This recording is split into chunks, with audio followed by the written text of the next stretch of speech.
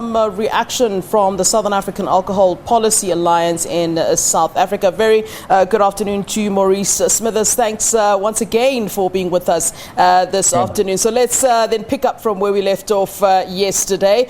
You had anticipated some of what the President has said, and I wonder if, in fact, you are happy. I mean, some of the things that you mentioned, it seems that the President kind of heard our conversation, one would like to think. But in fact, curfew extended. So you had asked for the maintenance of the current restrictions on off-consumption of liquor sales. You've spoken about gatherings, further reducing the gatherings, and you spoke about maintaining the curfew, but I see that it has in fact been extended. So just some reaction on those points that we had really kind of spoken about yesterday.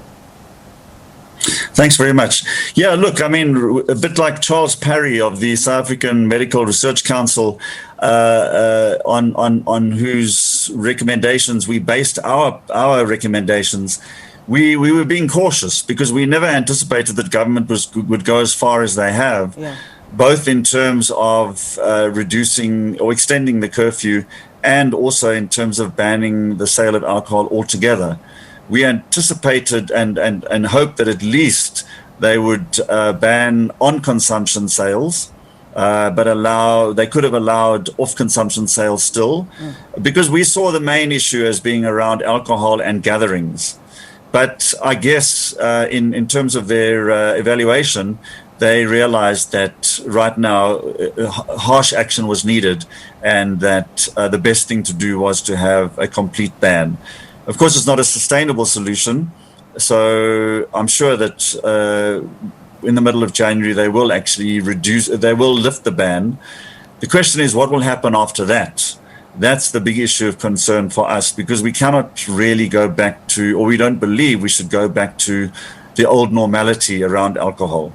I mean, I found it quite remarkable and quite sad that one person who you were just talking to now said this is the only place that we have fun. And I think that says something very deep about our society, that for a lot of people, the only way that they believe that they can have fun is through drinking alcohol. Yeah. That is really something that I think needs to change.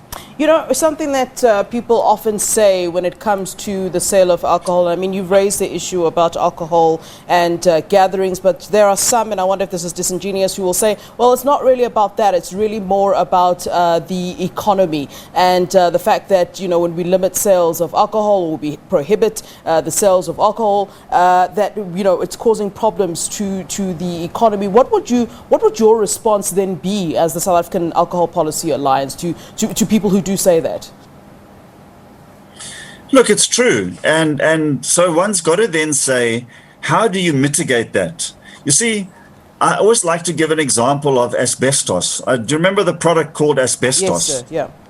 That was around. In fact, it's been in the news lately, of course, because of the Free State capture inquiry, where there are many houses in the Free State that have got old asbestos roofs, which are actually toxic. So the asbestos industry was a very powerful industry at one point in time. They were producing a product that was seen as a miracle product, good for insulation, good for building purposes and various other things. Yeah. And then they discovered that it was actually a highly toxic material, particularly the short whatever you call it version, short fiber of asbestos. And so eventually asbestos got banned completely. An entire industry got shut down as a consequence of that. Yeah. But the reason why society did that was in the interest of public health. If you look at what happened in 1999 around tobacco, decisions were taken around, for example, advertising of tobacco and smoking in public places and so on. Again, it had an impact on the industry, but it was done in the interest of public health. The same thing has to happen around alcohol.